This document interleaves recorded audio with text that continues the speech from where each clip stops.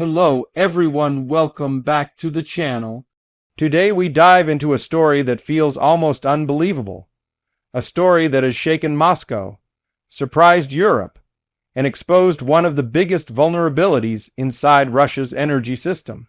Overnight, Belarus, a country often overshadowed on the global stage, managed to take control of a crucial part of Russia's fuel supply chain. How did it happen so fast, so silently, and with such enormous impact? In this video, we break it all down in clear, short paragraphs so you can understand exactly what this shift means for Russia, for Belarus, and for the world watching their next move. For years, Russia projected strength by presenting itself as the energy giant of Eurasia. With its massive oil reserves, wide network of pipelines, and influence over Europe's energy needs, Moscow always seemed untouchable. But behind the scenes, the situation was shifting. Sanctions, declining production, and internal shortages were slowly weakening Russia's ability to control its own energy market. It wasn't visible at first. It wasn't loud, but it was happening. Fuel prices inside Russia began rising, shortages appeared in multiple regions, and long lines formed at gas stations, something unheard of in a country known for oil abundance. During this quiet crisis, Belarus stepped in, slowly at first, then suddenly with decisive action.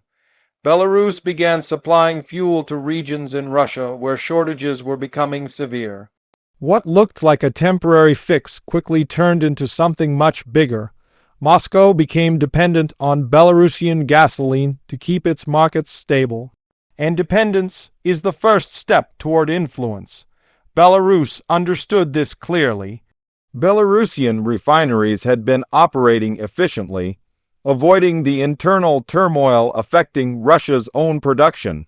Their output remained strong, their transportation network stable, and their leadership saw an opportunity that could shift the balance of power between the two nations. While Russia struggled to refine enough gasoline due to equipment failures, outdated infrastructure, and sanctions blocking key components, Belarus positioned itself as the only reliable lifeline Moscow could depend on. This dynamic didn't happen overnight, even though it looked sudden to the outside world. It built up over months through a quiet series of agreements that were never fully announced to the public. These deals allowed Belarus to deliver large volumes of gasoline to Moscow's supply system. At first, it was framed as friendly assistance between two partner states, but gradually, Moscow realized it could no longer stabilize fuel prices without Belarus's help. That realization changed everything. Once Belarus became Moscow's primary fuel lifeline, Russia lost leverage. The balance of power in their relationship shifted. A country that once dominated Belarus economically found itself needing Belarus just to keep cars running and fuel stations open in major cities. This was the moment when Belarus understood it had gained something it never had before: control. This control wasn't military, and it wasn't political in the traditional sense. It was economic. And economic control can be even more powerful because it affects everyday life. Transportation, markets, businesses, logistics, and public confidence. When fuel prices rise too fast in Russia, people notice. When gasoline becomes unavailable, frustration turns into panic. Moscow could not afford that instability, especially during a time of geopolitical tension and ongoing sanctions. Belarus used this moment carefully. It didn't announce any aggressive intention. It didn't brag about controlling Moscow's gasoline flow. It simply continued supplying fuel while quietly negotiating better terms, more influence, and a stronger economic position. Belarusian officials knew that Russia needed them now more than ever, and they understood that dependence is the strongest bargaining chip in international strategy. Meanwhile, inside Russia, this dependence started exposing deeper structural weaknesses. Refineries that once operated smoothly were now running at reduced capacity. Maintenance delays due to sanctions caused repeated shutdowns. Spare parts for equipment became harder to obtain. Some refineries suffered unexpected fires and breakdowns, further reducing output. Russia tried to cover up these setbacks, but the fuel shortage made the cracks impossible to hide. The weakness wasn't just industrial, it was strategic. Russia never imagined it would need to rely on a neighboring country, especially one that had historically depended on Russia. This reversal shocked analysts, and even surprised many inside the Russian government. Moscow had built its global reputation on energy dominance. Yet here it was, struggling to produce enough gasoline for its own capital. Belarus understood the psychology of the moment. It offered fuel, but not freely. Every shipment strengthened its influence. Every agreement gave it more leverage, and every day Moscow needed Belarusian gasoline. Belarus gained another inch of control. This subtle but powerful shift became the story the world could no longer ignore. As all of this happened, global observers began questioning how Russia, the so-called energy superpower, could allow such a vulnerability to emerge. The answer lies in years of overconfidence, underinvestment, and the belief that sanctions could be managed without major consequences. Russia's energy system was aging, and modernization had been postponed repeatedly.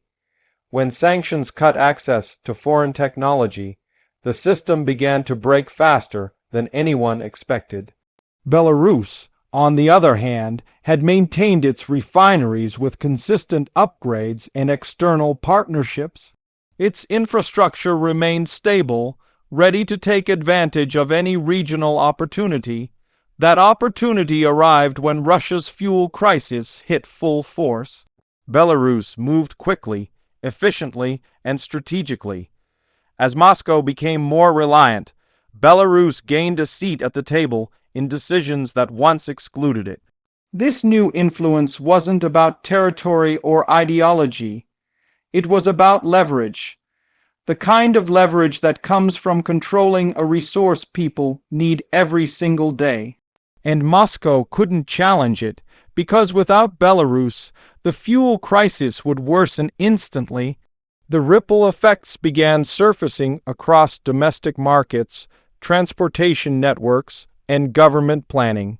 Fuel-dependent industries, from trucking to agriculture, started feeling the pressure. Prices fluctuated wildly. Officials scrambled to reassure the public, but reassurance meant nothing if stations remained empty. The reality on the ground was simple. Without Belarus, Moscow couldn't keep up. The quiet victory Belarus achieved wasn't accidental. It was calculated. It understood exactly when to apply pressure and when to appear supportive. It positioned itself as both a partner and a controller. And Russia, despite its global power, had no choice but to accept this new reality. The international community began watching closely. Countries that once viewed Belarus as an extension of Russian influence suddenly saw the opposite. Belarus had found a way to turn the tables. This transformation wasn't through military action or political revolt. It was through gasoline, a resource often overlooked until it becomes unavailable. Behind closed doors, Moscow tried to find alternatives, but most options were blocked by sanctions or geographic limitations. Domestic production couldn't recover fast enough. Importing from other countries was nearly impossible under the current geopolitical climate. Belarus remained the only reliable source, and when a country becomes the only option, it becomes powerful. Belarusian leaders capitalized on this moment by negotiating for more favorable trade terms. financial benefits, and policy influence. They understood that Moscow's weakness was temporary, but the leverage gained from this moment could shape the future of their bilateral relationship for years.